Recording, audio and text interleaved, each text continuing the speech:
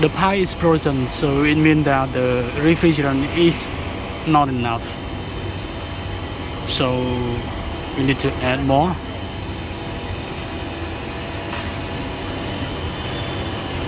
And the low pressure also is not enough pressure. We need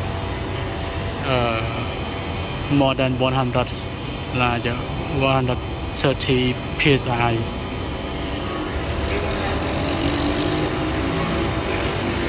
But right now it is only 80 psi.